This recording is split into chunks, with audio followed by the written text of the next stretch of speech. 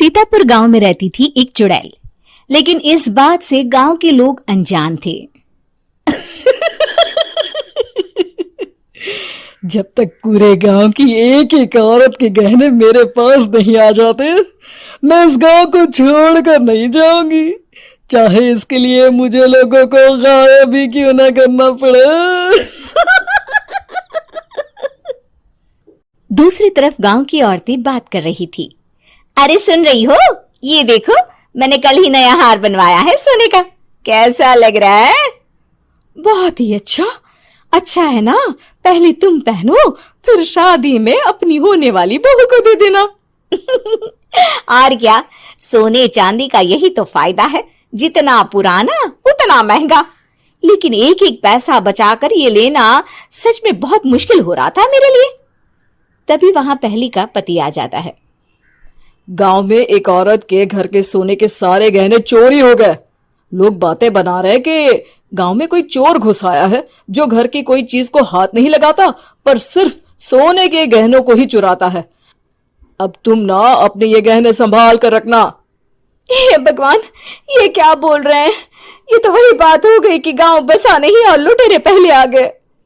दूसरी तरफ गांव के ही एक घर में रंजना रहती थी। उसके पति का गांव में चाउमीन का ठेला था। एक दिन उसके घर में एक औरत आती है। अरे रंजना, तू गांव में नहीं है तो सोचा तुम्हें बता दूं। गांव में बात चल रही है कि गांव में एक चोर घुस आया है जो घरों के सोने के गहने चुरा लेता है। अरे मैं तो सिर्फ ये कान की छोटी सी बाली ही सोने की पहनती हूँ, बाकी गहने तो मैंने गांव के बैंक में लाकर रखे हैं। ये क्या होता है? ना बाबा ना, हमारे गांव की औरतें तो गहने अपने पास ही रखती है। जब कहीं जाना हो तो बस अलमारी से गहने निकालो और पहन लो। दूसरी तरफ एक औरत हाथ में टोटके वाली छोटी सी गुड़िया लेकर घर में चली आती है। अरे कोई है? घर की औरत है क्या? क्या है ये गुड़िया? ये कोई ऐसी वैसी गुड़िया नहीं है, ये जादुई गुड़िया है। इसको घर की अलमारी में रखना। अगर तुम्हारे घर पर किसी की बुरी नजर होगी तो रात भर में ये पतली सी गुड़िया मोटी हो जाएगी। मैं कल आकर ये गुड़िया ले जाऊंगी और तुम्हारे घर की सारी बुरी नजर छूट जाएगी, समझी? अरे वाह, ये तो बहुत कमाल की गुड़िया है, दे दो। कितने की है एक? अरे नहीं नहीं नहीं, ये फ्री की है। मेरा काम इस पूरे गांव को बुरी नजर से दूर रखने का है। हाँ। भली औरत उसके हाथ से वो गुड़िया लेकर अलमारी में रख देती है। लेकिन अगली सुबह जब वो उस गुड़िया को देखती है तो पतली सी गुड़िया मोटी हो चुकी होती है। हे भगवान, ये क्या? किसने मेरे घर को बुरी नजर से बांध रखा था? तभी वो गुड़िया वाली भी आ जाती है। मैंने कहा था ना, घर पर बहुत ज्यादा बुरी नजर है। लाओ, ये गुड़िया मुझे दे दो। औरत वो गुड़िया उठाकर उसे दे देती है। गुड़िया हाथ में आते ही वो औरत उसे लेकर सीधे गांव के बाहर की खाली हवेली में चली जाती है और साधारण औरत से चुड़ैल बन जाती है।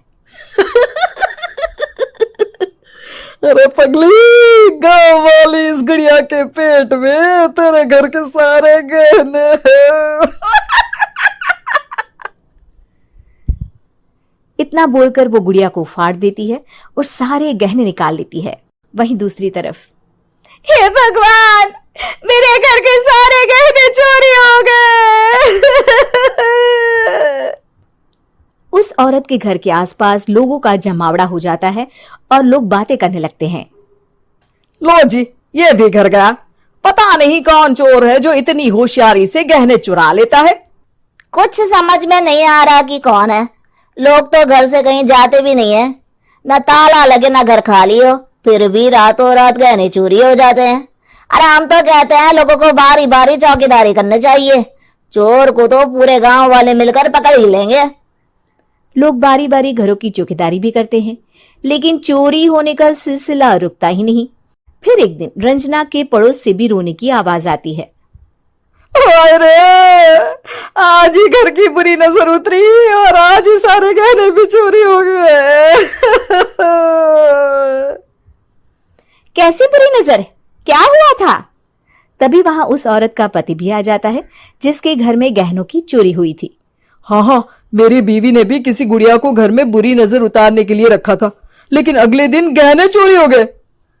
अब रंजना को कुछ कुछ बात समझ में आ जाती है। वो गांव वालों से कहती है, देखिए अब आप लोग चिंता ना करें, जल्द ही चोर पकड़ा जाएगा। उस नजर उतारने वाली गुड़िया को आज मेरे घर कोई भेज देना। फिर क्या था, चुड़ैल को लोग रंजना के घर भेजते हैं। पहली बार देखा है कोई खुद लुटने को तैयार बैठा है। तो तू है जिसे घर की बुरी नजर उतारनी है? ये ले गुड़िया, ये सुबह तक मोटी हो गई तो समझो तुमको और तुम्हारे घर वालों को नजर लगी है। हाँ हाँ, मैंने काफी सुना है। तुम ये गुड़िया मेरे घर छोड़ देना। अरे क्यों नहीं, कल सुबह आऊंगी जब गुड़िया तुम्हारे घर की सारी बुरी नजर लेकर मोटी हो जाएगी, ठीक है? अब क्या था, रात को रंजना ने पूरी नजर गुड़िया पर रखी। वो अपने पति और गांव के कुछ लोगों को घर की खिड़की से घर के अंदर नजर रखने को कह देती है, और फिर जो नजारा सब देखते हैं वो हैरान करने वाला होता है। गुड़िया धीरे से अलमारी खोलकर बाहर आती है। अलमारी के सारे गहने लेकर घर में जहां जहां गहने होते हैं वो लेकर अपने मुंह से खा जाती है। वो जितने गहने खाती उतनी ही मोटी हो जाती और फिर अलमारी में बंद हो जाती है। गांव वाले डर के मारे वहीं बेहोश हो जाते हैं।